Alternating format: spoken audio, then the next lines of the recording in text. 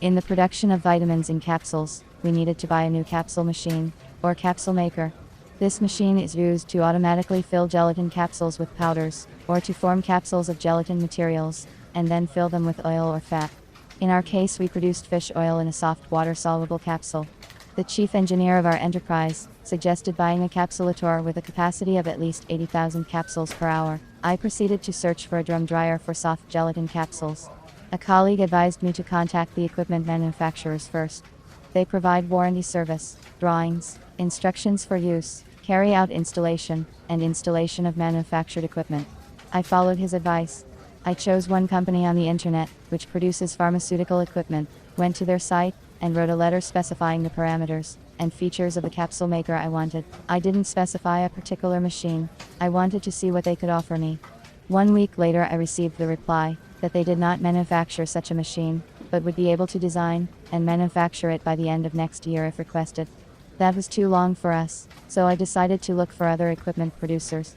I found a company in China on the internet, which produces equipment for the production of soft gelatin capsules. I called them and asked whether they could provide similar equipment with the required parameters. They replied that they had such a machine. The manager asked for my phone number and said she would call me back in the evening, when she checked with her company engineer about the capabilities of automatic equipment. However, she did not call in the evening. I contacted them the next day. The specialist said that she had passed the request on to the design department, and that she would contact me when she got an answer. This seems strange to me. When should I wait for an answer? How long to wait for an answer? Absolutely no business approach to the customer. It turned out to be difficult to choose a capsule manufacturer on my own, and then I remembered that at the Forum of Producers of Equipment for the Pharmaceutical Industry in Moscow, I met a specialist who was engaged in the selection and supply of equipment for the production of medicines. I found his business card, and before contacting him I decided to check whether he really engaged in the supply of machines for the pharmaceutical industry. In order to do this, I found his company's website and carefully studied the information on it. I liked that the website was up to date, with video clips of the equipment and many contacts for communication. I also noticed that the website had been around since 2003. The company had been on the equipment supply market for a long time, and that is a good reason to say that it was successful. I called the manager. He said he remembered me and was happy to hear from me again. I told him that I was looking for a soft gelatin capsule maker. He suggested a piece of equipment that uses a liquid gelatin mass as the shell of the future capsule, and the resulting capsules are soft, seamless.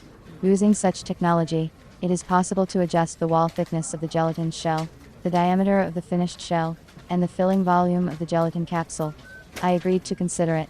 The manager emailed me a passport and instructions for the equipment.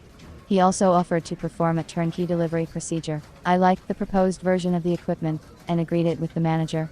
A week later, we made a contract for the delivery of the soft gelatin capsule maker. A month after signing the contract, the manager called me to tell me that the equipment was ready, and a week later made the delivery. The equipment was made of stainless steel. The machine is equipped with a container for the preparation of the gelatin mass, containers for preparing the filler solution. After the liquid gelatin mass is formed, it cools and turns into a film, which is stretched by the rollers. The film forms cells with the help of a matrix. We chose a matrix for fish oil with a non-standard shape. The same cell is formed on the right side of the machine. Then the process of dosing the fat into the capsules and sealing it takes place. The gelatin capsules are pushed out of the cells, and the rest of the mold is pulled back into the machine. The capsules go into a container for collection. Management, and I included, were pleased with the proposed soft gelatin capsule encapsulator option. I realized that I had made the right choice of a professional to supply the equipment. After I talked to a real professional, I became a little smarter myself and learned a lot. I'm pretty sure that a good teacher is one whose words and deeds don't differ. I checked it out on my own experience.